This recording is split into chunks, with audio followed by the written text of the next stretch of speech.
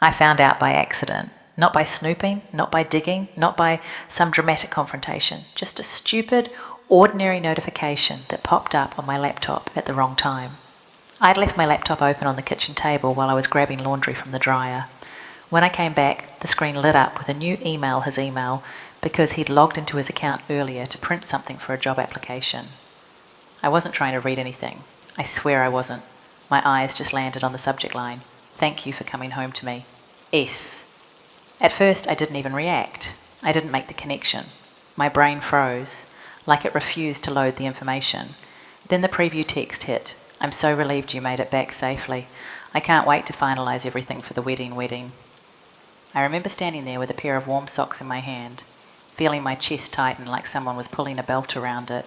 My heart didn't race, it slowed down, painfully, like my body was trying to protect me from the truth. There was this buzzing sound in my ears, like static. My mouth went dry. For a solid 10 seconds, I told myself it wasn't him. Wrong inbox, spam, someone else's account, anything but the obvious. Then I saw his full name in the recipient line, and that was it. That was the moment my reality split in half. Everything, every late night call he silenced. Every rushed conversation in another language. Every weird story clicked into place like a horrible puzzle I should have solved months ago. By the time I shut the laptop, the version of my life I believed in was dead. Let me back up for a second. I'm 29. I live alone in a small one-bedroom apartment in a city that looks a lot more glamorous online than it does in real life. I work a normal office job, nothing special. My life isn't tragic, but it isn't exciting either. I'd been through enough disappointing men to think I was finally due for something good. So when he showed up new in town, charming, thoughtful, full of big talk about the future, I fell for it. Hard. I thought he was the one adult relationship I'd finally gotten right. He talked about moving in together, about starting a family when we're settled, about getting his paperwork sorted so he could build a life here. He cooked for me, stayed over almost every night, held me when I cried about work. He made me feel chosen in a way I hadn't felt in years. And all that time, he was using me, my home, my patience, my belief in him. He was hiding a whole other life in another country of Fiancée, waiting for him, counting down to their future. I didn't know any of that then. To understand how I let it get this bad, how I let him crawl so deep under my skin, you have to see how it started. He moved to my city in early spring, one of those months where everyone is pretending the weather is warm enough to feel hopeful again. I met him at a coffee shop close to my building. He asked if he could take the last available seat, and I said yes because he looked exhausted and polite and slightly lost. We had this small, accidental conversation about how confusing the local transit system was, and I could tell instantly he wasn't from here. He told me he'd moved for work. He told me he didn't know anyone. He told me I had a kind face. Looking back, that should have been my first clue. Men who call you kind before they know anything about you usually want something from you. But at the time, I felt flattered. It had been a rough year, too many half relationships, too many guys who weren't ready, too many nights where I felt invisible. So when he asked for my number, I said yes. And when he texted that night, I answered immediately. And when he asked to see me again the next day, yes. The next day I said yes again. Yes. The beginning was intense, not romantic, not magical, just intense. He paid attention to every single thing I said. He remembered details. My favourite tea, the date of my work presentation, the story about my grandmother's ring. He asked real questions, the kind that made me feel seen. He listened, and he told me I made him feel safe, like I was the first calm thing in his life. Nobody had ever said anything like that to me. It didn't take long before we were spending entire evenings together, then entire weekends. He'd bring groceries to my place, insisting on cooking. He did chores without me asking. He fixed my sink once. He made everything feel settled, like I didn't have to try so hard to be liked. I put him on a pedestal so fast I didn't even see myself doing it. And yeah, I was lonely. I'm not ashamed to admit it. I had friends, but everyone was in their own life, stage married, having kids, moving away. I felt like the leftover piece from someone else's board game. So when he came along with all his warmth and attention, I clung to it like it was the first oxygen I'd gotten in months. The idealisation phase didn't feel like a phase at the time. It felt like I'd finally hit some kind of emotional jackpot. But the cracks showed early, tiny ones, easy to ignore. Like the night we were watching a movie and his phone rang, the screen lit up with a name I didn't recognise, Samar. Before I could even blink, he flipped the phone over and laughed it off. "Just a cousin," he said. "You're so jumpy," he added, teasing. I apologised. Why? Because he sounded disappointed in me for even reacting. That was a pattern he created early. He'd express the smallest hint of disapproval, and I'd fold like wet paper. Then there was the time I asked about his family, where they lived, what they did. His answers were vague, inconsistent. One week his father was ill. The next week his father was doing great. He had 3 siblings, then suddenly he had 2. He'd talk about growing up by the coast, then later he'd say he was raised inland. None of it matched, but he always had a smooth explanation ready. And I always nodded along, telling myself I just wasn't paying attention. That's how deep the pedestal was. One night stands out clearly, or first real fight. I'd asked a harmless question, whether he wanted to meet my friends sometime. His face changed immediately. His whole energy shut down. He accused me of pushing him, of making him feel pressured. He said I was moving too fast, even though he was the one practically living at my place. I remember saying I didn't mean it like that, over and over, while he sat on the edge of my bed, silent and cold. And then somehow, don't even ask me, how I apologised to him. I told him I was being insensitive, that I should have known he had a lot going on, that I didn't want to add stress. And when he finally softened and hugged me, I felt grateful for my own punishment ending. That's the thing, they don't tell you about emotional manipulation. It doesn't feel like someone hurting you, it feels like you're failing them. His stuff started creeping into my apartment more and more. A toothbrush, a phone charger, his favourite mug. Then one day, without there being a conversation, he was basically living there.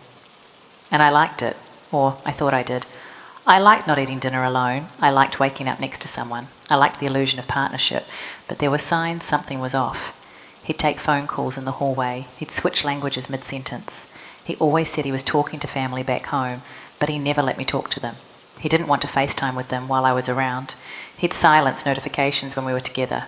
When I asked what language he was speaking, he'd say, "It doesn't matter. You wouldn't understand." The unease built slowly, like water rising in a basement.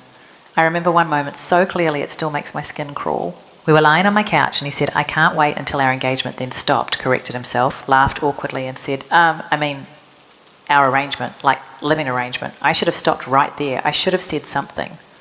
But I didn't want to break the beautiful illusion I'd built around him. So I laughed it off with him, told myself he was tired, told myself I was overthinking. But deep down, a part of me as small as a pinprick felt something cold settle in my stomach, and I ignored it. If section 2 was the slow drip of unease, section 3 was the flood. Things escalated in a way I didn't see clearly at the time. Looking back, the patterns are obvious, like reading a book where you already know the villain, and every chapter feels embarrassing because you missed all the clues. The gaslighting got worse without me even noticing the shift. He'd vanish for hours, sometimes days, with zero explanation. Not blocked, not unreachable, just gone. And when he finally showed up, he'd act normal, like nothing happened. If I asked where he was, he'd sigh, roll his eyes just slightly and say things like, "Didn't we talk about this? You're getting clingy. I told you I had errands. You should trust me by now." That last one always stung, because I did trust him blindly. I trusted him so hard I didn't even trust myself anymore. One night he came back to my apartment at 1 a.m, smelling like cold air and the wrong kind of calm. I asked, very gently, "Hey, are you okay? Where were you?" He gave me this disgusted look, not dramatic subtle, like he'd just stepped in something. "Why do you always assume the worst?" he said. "You're suffocating me with suspicion." Suspicion. All I'd asked was where he'd been. But he said it with this disappointed tone, like I'd failed some secret test. And that tone broke me more than any shouting could have. I apologised to him. I told him I was just worried. I said I'd work on it. Work on what exactly? Trusting someone who gave me nothing to trust. But that's the thing about emotional erosion. It's not a sledgehammer. It's a slow file against your self-worth until you're shaped into someone who can't even recognise your own voice. As the months went on, the suspicious stuff got harder to ignore. He'd get messages in the middle of the night, always from names that didn't fit the times he claimed the senders were awake. He had 2 WhatsApp accounts, one he said was for old contacts back home, the other for daily life. He kept the first one locked with a password. When I questioned it, he said, "It's private, I've told you before, let me have something that's mine." Meanwhile, he was using my apartment, my Wi-Fi, my groceries, my life as if it were his base camp. He also had this habit of saying things that felt rehearsed, like lines he'd practiced on someone else first. "You're the only person I can breathe around. You're the first person who makes me feel like home. You keep me grounded." The first time he said them, I melted. The 10th time, they felt duplicated, like I wasn't special. I was just filling a role. At some point, I found myself doing things I didn't like admitting. Checking his laundry basket, watching the reflection of his phone screen in the microwave door, noticing when his stories didn't line up. Part of me wanted to catch him. Another part prayed I never would. It all came to a head a month before he left to visit family. He'd been extremely jumpy, nervous, packing and unpacking the same bag for days. He avoided eye contact with me. He slept facing the wall. He kept his phone on airplane mode at home. Every time I asked what was wrong, he said, "I'm stressed. Isn't that obvious?" One night he snapped at me because I asked if he wanted tea. Tea! That's what set him off. But the biggest red flag, the one I still feel embarrassed about, was this. He wouldn't let me drive him to the airport. He said, "It's too early, I'll just catch a ride," even though he didn't know anyone else here well enough to ask. When I insisted, he got irritated, said I was trying to control him, and stormed out. I told myself he just needed space. God, I hate how much I lied to myself. The day after he left, things felt strange in my apartment. Quiet, too clean, like the air was lighter. I told myself I missed him, but the truth was, I think my body felt the shift before my brain did. Something in me knew his absence felt safer. I distracted myself by doing laundry, cleaning dishes, watering plants, anything to keep my mind off how tense the last weeks had been. He promised he'd message when he landed. Hours passed, no message. Then more hours. Still nothing. I checked my phone so many times I started feeling nauseous. And then, the email, the one I wasn't meant to see. Subject line, "Thank you for coming home to me." Sender name, Summer, Fiancée. Preview. Excited to finalise the wedding, my stomach dropped so violently I genuinely thought I might throw up. For a moment, I convinced myself it wasn't real. Some prank, some misunderstanding. But when I opened the full email, it hit like a steel beam. "I'm relieved you made it safely. I know you were stressed about maintaining the story in the other country. I'm glad you're finally back where you belong. We'll figure out the timeline for the visa after the wedding." Visa, wedding, other country, back where you belong. There was a whole life I never knew about, a woman I never knew about, a marriage he was preparing for while sleeping in my bed. I froze, completely. I sat at my kitchen table for probably an hour, staring at the screen, unable to form a thought beyond. How long? How long has he been lying? How stupid am I? And then, because humiliation has layers, I noticed the email was forwarded. He had forwarded it to himself earlier that day from a different account. That's why it popped up, because he'd left himself logged in on my laptop. He'd used my home as the place to manage communication for his real life, and I was the idiot who made him tea while he drafted emails to his fiancée. I called him. I don't even know why. Maybe I wanted him to deny it. Maybe I wanted a fight. Maybe I wanted something to make the pain make sense. He answered on the 3rd ring. His voice was calm. Too calm. "What's wrong?"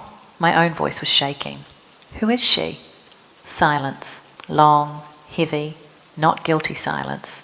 Calculating silence. Then, "You're being dramatic." I laughed. Loud, ugly, broken. "She emailed you about your wedding." A sigh. Another long pause. Then he said, "You knew this wasn't permanent." Permanent. Permanent. I felt something in me snap. "So I was what?" I asked. "Your backup plan? Your storage drawer?" What was I to you? He exhaled slowly, like he was annoyed. "You're twisting things. I told you from the start I had commitments back home." He didn't. He absolutely didn't. But he said it like I was the liar. I felt myself unravelling. Anger, humiliation, heartbreak, everything hit at once. My hands were shaking so hard I could barely hold my phone. He ended the call with, I don't have time for this emotional meltdown. We'll talk when you're calm. He hung up. I stared at the screen, stunned. There wasn't even a goodbye. And that was the lowest moment I've had in years. I felt hollow, split open, worthless, like I'd just discovered my entire relationship was a trick mirror and I'd been smiling at my own reflection the whole time. I didn't recognize myself anymore. And honestly, I wasn't sure I wanted to. The days after everything collapsed didn't feel like days at all, more like one long grey smear of time. I didn't sleep the first night. I didn't even try. I sat on my couch with the lights off, replaying every conversation, every joke, every moment he'd kissed me on my forehead like he was claiming ownership of something fragile. My phone stayed on the table. Face down, I couldn't look at it without feeling sick. He tried calling twice the next morning. I let it ring. Then I blocked him. Then I unblocked him. Then I blocked him again. Humiliation makes you chaotic. My apartment felt contaminated. I cleaned everything twice. I washed the sheets 3 times in one day, like I could scrub the betrayal out of the fabric. His mug was still on the counter. I threw it in the trash so hard it cracked. For a while, I didn't tell anyone what happened. Shame works like duct tape over your mouth. I didn't want to hear people say, "We tried to warn you," or "You moved too fast," or "How did you not see it?" I was already asking myself those questions on an endless loop, but eventually I broke down and told my closest friend. Her reaction wasn't judgment, it was heartbreak. For me, that loosened something in my chest, like the first breath after being underwater too long. Still, I wasn't magically okay. I'd wake up sweating. I'd reread old messages like they were clues in some crime I'd failed to solve. I'd catch myself waiting for a text that I didn't even want anymore. He didn't reach out again. Not directly. But 2 weeks after he left, I got a message from an unknown number. It was her, the fiancée. All she said was, "I know," no explanation, no details, just those 2 words. And somehow, that hit me harder than anything he ever said, because it meant the glass house he built, the one he thought he controlled, was shattering in more places than just mine. That was the closest thing to justice I got. No revenge story, no dramatic confrontation in an airport, just the quiet realization that the truth had leaked into the one life he couldn't afford to lose. Later, I learnt through a mutual acquaintance, someone he barely mentioned but forgot to block on social media, that things weren't going well for him back home. The wedding was postponed, there were arguments in his family, he'd lost his job offer, his image, the clean, reliable, charming persona he crafted, had cracked. And here's the twisted part. For a moment, that made me feel better, not proud, just levelled. His lies caught up to him, his double life collapsed, and the person he used as an exit strategy, the person he thought was disposable, was no longer there to cushion the fall. Recovery wasn't a straight line, it wasn't even a line, more like a messy, crooked scribble. I didn't heal, I just slowly stopped bleeding. I started talking to a coworker I trusted. Nothing heavy, just something bad happened and I'm figuring it out. Saying it aloud made it real. I deleted the old photos. I put his leftover things in a box and left it by the dumpster without a second thought. I took long walks at night, not to clear my head, but to wear myself out enough to sleep. I learnt to stop starting my mornings waiting for a notification. I rebuilt my routines, piece by piece, silently. And little by little, I understood something I'd been too embarrassed to admit. I didn't miss him. I missed the version of me who believed in him. I missed the girl who thought love would feel safe and warm and simple. I grieved her like an actual loss. Now, months later, I can say this without flinching. I stayed because I loved the story he told me, not the man. The promise, the fantasy of stability, the illusion of being someone's home, the idea that I was finally chosen. People think manipulation looks like screaming or threats or dramatic fights. No, sometimes it looks like a man smiling softly while he hands you the rope he'll use to tie you to his lie. So here's what I'll say to anyone listening. If someone's attention feels too bright, too fast, too perfect, shield your eyes. If your gut whispers, listen. If you feel yourself bending to avoid conflict, ask who's holding the match. Don't romanticize intensity. Don't confuse anxiety with chemistry. And don't wait for the breaking point to save yourself. Because I wasn't his girlfriend. I wasn't his partner. I wasn't his future. I was just his exit route. And I'll never let anyone use me like that again.